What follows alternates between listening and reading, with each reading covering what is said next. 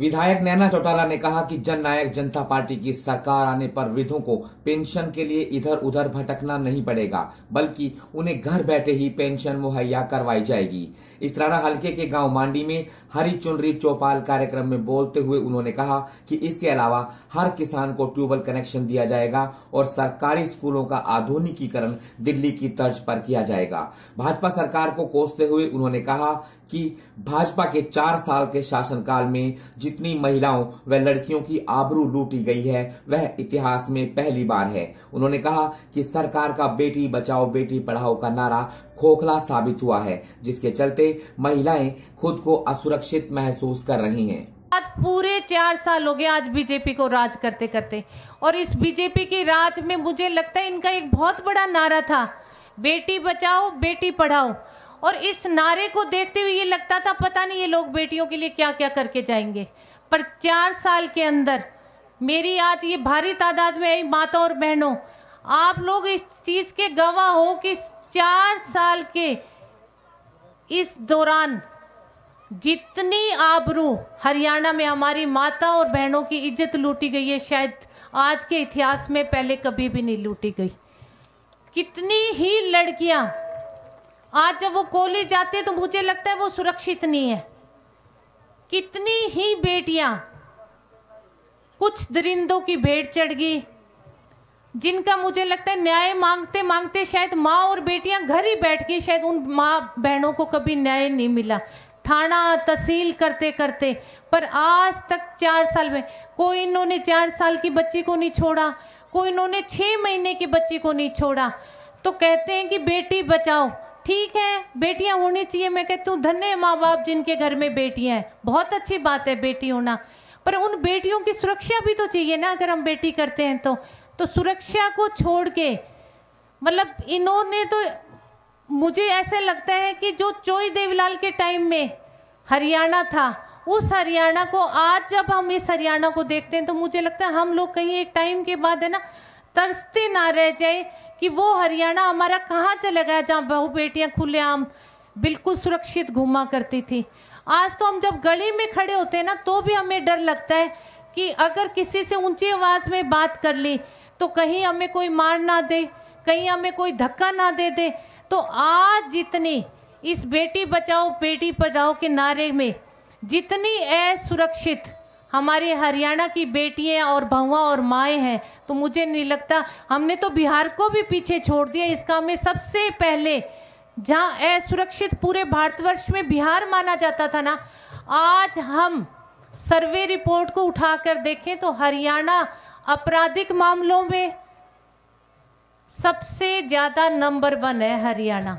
और हम बात शिक्षा की करें तो 4 साल में बीजेपी ने महिलाओं की शिक्षा के लिए, हमारी बेटियों की शिक्षा के लिए ऐसा कुछ भी नहीं किया कि हमारी बेटियां ये कह सकें कि इन्होंने जो नारा दिया है बेटी बचाओ बेटी पढ़ाओ, तो उस पढ़ाने वाले नारे के पीछे आप अगर हम जाकर देखें तो मुझे नहीं लगता कि आपके इसराना में कोई नया कॉलेज खुला है क्या? इतनी माता और बहनें आई हुई हैं, खुला है? कहीं भी इन्होंने बेटियों के लिए कोई अच्छे नर्सिंग कॉलेज नहीं खोले, कहीं कोई लघु उद्योग के लिए कोई माता और बहनों के लिए कोई छोटे कारखाने नहीं लगाए, कहीं कोई महिला कॉलेज और महाविद्यालय और स्कूल नहीं खोले जहां हमारी बेटियां सुरक्षित पढ़ सके, जहां उनकी कोई सुरक्षा की गारंटी हो गेट पर कि यहाँ से पढ़ने वाले बच्चे हमारे सुरक्षित हैं। और बात हम रोजगार की करें तो महिलाओं के लिए जो ये एक पेंशन दादाजी ने लगाई थी ना, जो 100 रुपए पेंशन लगाई थी, वो पेंशन भी इन्होंने आधार कार्ड के साथ माता और बहनों के साथ इतना बड़ा खिलवाड़ कर दिया कि उस पेंशन के लिए 2-2 महीने माता और बहनें, हमारे बुजुर्ग पिता धक्के खाते हुए घूम रहे। कोई कहता आधार कार्ड नहीं है, कोई कहता आपके पास राशन कार्ड नहीं है।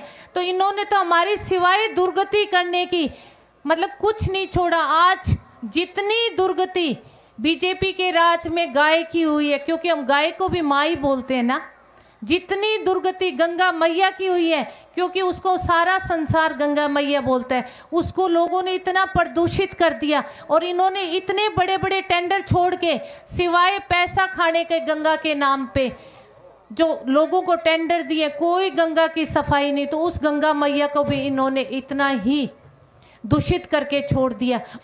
और मैं बात नौजवान बच्चों की करूंगी, क्योंकि भारी तादाद में पीछे की तरफ नौजवान बच्चे खड़े हैं। मैं कहूंगी कि आप युवा हो और हम चाहते हैं कि हमारे जो आगामी मुख्यमंत्री बने वो कौन बने? युवा। तो जहां दुष्यंत वहां हम, जहां दुष्यंत हमारे हरियाणा में जितने भी कारखाने लगाएंगे सरकार आने पर, उन कारखानों में अगर हम 100 आदमी लेंगे तो 75 आदमी उन कारखानों में हरियाणा के लगेंगे। किसानों का सरकारी बैंकों का जो कर्ज होगा वो सरकार बनने पर माफ कर दिया जाएगा। ट्यूबवेल कनेक्शन देने की शुरुआत, हर किसान को ट्यूबवेल कनेक्शन मिलेगा। फसलों के न्यूनतम समर्थन मूल्य पर 100 रुपये बोनस। कर्मचारियों के लिए पुरानी पेंशन स्कीम जो होती थी उसकी बहाली की जाएगी। हरियाणा अध्यापक पात्रता परीक्षा खत्म कर दी जाएगी।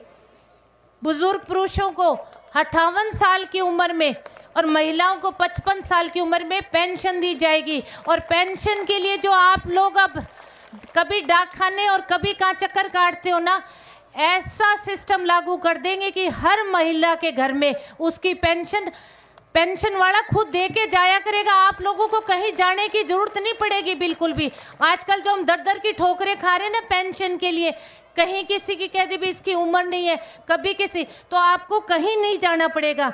निजी स्कूलों की फीस जो है वो सरकारी स्कूलों के बराबर कर दी जाएगी, ताकि हर गरीब का बच्चा अगर वो सरकारी स्कूल में पढ़ना चाहता है तो हम सरकारी स्कूलों को भी दिल्ली की तर्ज पे बहुत अच्छा कर देंगे।